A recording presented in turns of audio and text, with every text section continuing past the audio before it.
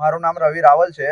મારા સાસુને ટ્રીટમેન્ટ ચાલતી હતી 2 મહિનાથી. અમે અહીંયા આગળ ટ્રીટમેન્ટ કરવા લઈને આવ્યા. બધી રીતે સારું થતું હતું. અહીંયા આગળ આયા કેન્સરના હોસ્પિટલની ટ્રીટમેન્ટ થતી હતી અને શેક કીમો અપાઈને ઘરે રિટર્ન જતા હતા અમે.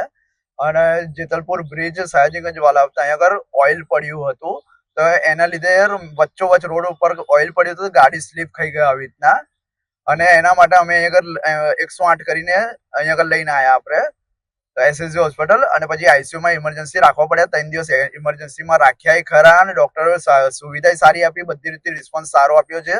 પણ એમાં પછીથી એમ્બ્યુલન્સ વાળા આજે રવિવારના લીધે એ લોકો જોડે રજાઓના લીધે એ લોકો ટર્ની કરવા લાગ્યા અને આવી રીતના વાતો કરે છે. અને એમ્બ્યુલન્સને ડેડ બોડી અમારે લઈ જવાની કોલ્ડ રૂમમાં લઈ જવાની એથી પણ કોઈ રિસ્પોન્સ ના આપ્યો. એમ્બ્યુલન્સની ધમકી આપે છે અને આમ કે તમારી જે કરવું હોય તો કરી લોજો, તમારી જે તાકાત હોય એ કરી લોજો, આવી રીતના જવા. અને વિઠ્ઠલ સાહેબ કરીને છે એમને પણ બરાબર રિસ્પોન્સ ના આપ્યો. ફોન પર વાત કરી તોય રિસ્પોન્સ ના આપ્યો.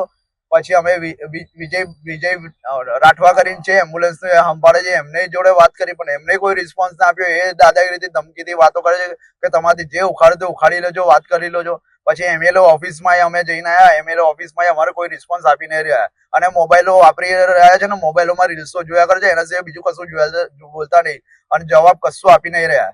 અને તમારે જે રીતે લઈ જાવ એ રીતે લઈ જાઓ તમારે કોલ્ડ રૂમમાં એવી રીતે કરી રહ્યા છે. અને પછી અમે સ્ટ્રેચર પર બેસાડીને અમે લઈને આવ્યા છે, કોલ્ડ રૂમમાં રાખવા લઈને આવ્યા છે. અને અમને કેટલી તકલીફ પડી છે. ચોમાસું ચાલે છે, કેવો રસ્તો છે કેવો રસ્તો નહીં. અત્યારે સરકાર મફતમાં પૈસા આપે છે.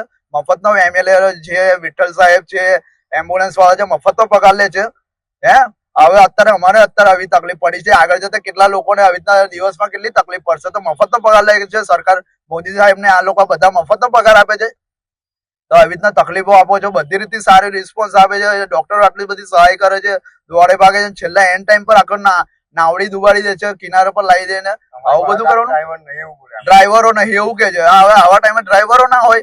એમ્બ્યુલન્સો 108 આમ ફોન કરે તો તરત આવીને ઉભા થઈ જાય ને. હવે જયારે લઈ જવાનું થાય છે ત્યારે કે એમ્બ્યુલન્સો નહીં. આવું થોડું ચાલતું હોય. મફત તો પગાર લે છે. મારું રવિ પ્રકાશભાઈ રાવલ છે. હું એમનો મોટો જમાઈ બોલું છું.